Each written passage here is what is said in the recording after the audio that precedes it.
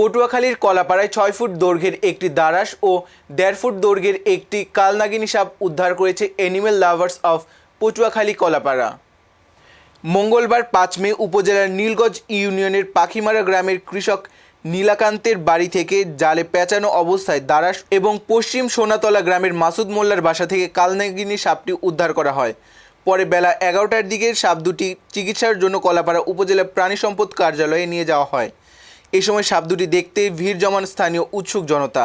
কালচে বাদামি বর্ণের দারাস সাপটি সম্পূর্ণ নির্বিষ ও সবুজ এবং হলুদের মাঝে লাল কালো ডোরাকাটা বর্ণের কালনাগিনী সাপটি মৃদু বিষধর। অ্যানিমেল লাভার্স অব পটুয়াখালী কলাপাড়ার টিম লিডার বাইজিদ হাসান জানান, হটলাইনে ফোন পাওয়ার পর সাপ দুটি উদ্ধার করা হয়। আঘাতপ্রাপ্ত হয় দুটি সাপকে চিকিৎসা দেওয়া হয়। পুরোপুরি সুস্থ হলে সাপ দুটোকে সংরক্ষিত বনে অবমুক্ত করা হবে।